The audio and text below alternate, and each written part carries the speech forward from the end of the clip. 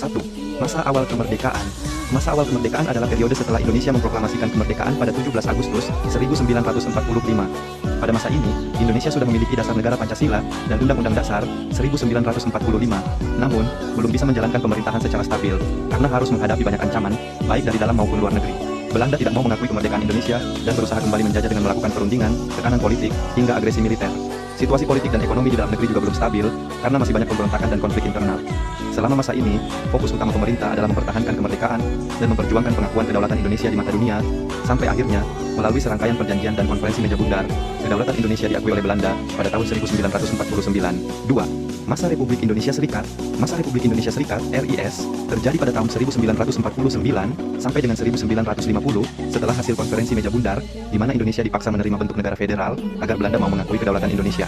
Pada masa ini, Indonesia terbagi menjadi beberapa negara bagian dan tidak sesuai dengan cita-cita pembukaan Undang-Undang Dasar 1945 yang menginginkan negara kesatuan.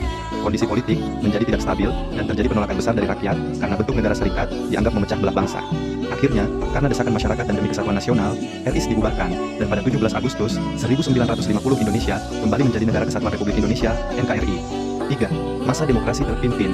Masa demokrasi terpimpin dimulai setelah Presiden Soekarno mengeluarkan Dekrit Presiden 5 Juli 1959 yang isinya kembali kepada Undang-Undang Dasar 1945. Karena kondisi politik saat itu tidak stabil dan Dewan Konstituante gagal membuat Undang-Undang Dasar yang baru.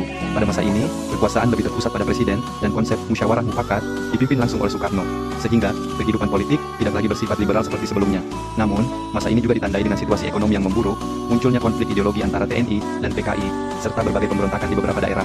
Kondisi memanas hingga terjadi peristiwa G30S tahun 1965 yang berakhir dengan jatuhnya kekuasaan Soekarno dan masa demokrasi terpimpin pun berakhir. Keempat, masa Orde Baru. Masa Orde Baru dimulai setelah peristiwa G30S 1965 yang membuat pemerintahan Soekarno melemah, lalu kekuasaan beralih kepada Presiden Soeharto. Pada masa ini, pemerintah ingin menata kembali negara dengan menegaskan Pancasila sebagai dasar dan ideologi resmi negara. Pemerintah membuat program P4, Pedoman Penghayatan dan Pengamalan Pancasila, dan membentuk BP7 untuk membina pemahaman Pancasila. Bahkan asas tunggal Pancasila diwajibkan bagi organisasi masyarakat dan partai politik. Namun, dalam praktiknya, Pancasila sering dimanfaatkan sebagai alat kekuasaan, sementara kritik politik dibatasi. Pada era ini, pembangunan ekonomi memang maju pesat, tetapi kebebasan demokrasi tertekan dan korupsi meningkat. Akhirnya, karena krisis ekonomi, tuntutan reformasi, dan tekanan rakyat, Soeharto lengser tahun 1998, dan masa Orde Baru pun berakhir. 5. Masa Reformasi.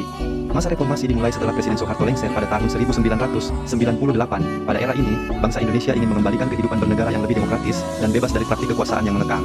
Banyak perubahan dilakukan, seperti membatasi masa jabatan presiden, memberi kebebasan pers, memperkuat hak-hak warga negara, serta memberantas KKN, korupsi, kolusi, dan nepotisme. Pada awal reformasi, Pancasila sempat kalah perhatian dan dianggap sebagai simbol Orde Baru, sehingga pendidikan Pancasila tidak lagi menjadi pelajaran wajib di sekolah.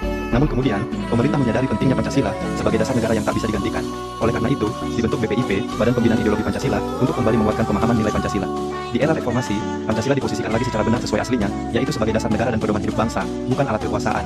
Kini Pancasila kembali dibangun sebagai nilai yang harus hidup dalam kehidupan masyarakat, terutama dalam menjaga persatuan, toleransi, dan keadilan sosial. Nilai-nilai Pancasila yang tercermin dari peristiwa-peristiwa tersebut. Dari perjalanan sejarah Pancasila sejak awal kemerdekaan sampai era reformasi, ada beberapa nilai Pancasila yang tampak jelas dalam setiap masa, yaitu 1.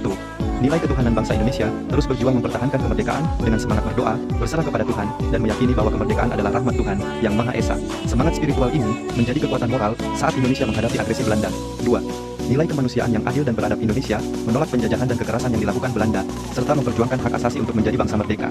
Perjuangan diplomasi seperti Perjanjian Linggarjati, Renville, Romroyan menunjukkan Indonesia mengutamakan penyelesaian konflik secara bermartabat. 3. Nilai persatuan Indonesia. Ada dorongan rakyat yang kuat untuk tetap menjadi negara kesatuan, bukan terpecah menjadi negara bagian, RIS. Ini membuktikan semangat persatuan dan kesatuan bangsa sangat kuat, sehingga NKRI diperjuangkan kembali.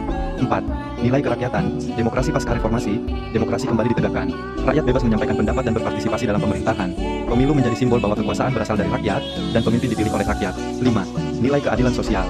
Di era reformasi, muncul tuntutan memberantas KKN dan mewujudkan keadilan, karena rakyat ingin agar kemakmuran dinikmati secara merata, tidak hanya oleh kelompok tertentu, seperti masa Orde Baru. Refleksi pribadi. Dari perjalanan panjang sejarah Pancasila, saya belajar bahwa kemerdekaan, persatuan, demokrasi, dan keadilan tidak datang dengan mudah, tetapi diperjuangkan melalui pengorbanan, diplomasi, pemikiran besar, dan kesadaran moral yang tinggi. Setiap masa menunjukkan bahwa bangsa Indonesia bisa bertahan dan bangkit kembali karena memegang nilai-nilai Pancasila sebagai pedoman. Bagi generasi muda saat ini, nilai Pancasila masih sangat relevan. Di era digital sekarang, tantangan bukan lagi perang fisik, tetapi perang informasi, hoaks, perpecahan, intoleransi, dan sikap egois. Oleh sebab itu, nilai Pancasila perlu dijadikan pegangan dalam kehidupan sehari-hari, seperti saling menghargai menghargai perbedaan, mengutamakan persatuan bangsa, berpendapat dengan santun, mengutamakan musyawarah, serta berjuang untuk keadilan sosial dan menghindari tindakan korupsi. Pancasila harus menjadi karakter, bukan hanya hafalan. Jika generasi muda mempraktikkan nilai-nilai Pancasila dalam sikap, pergaulan dan tindakan, maka Indonesia akan tetap kuat, bersatu, dan bermartabat di masa sekarang maupun masa yang akan datang.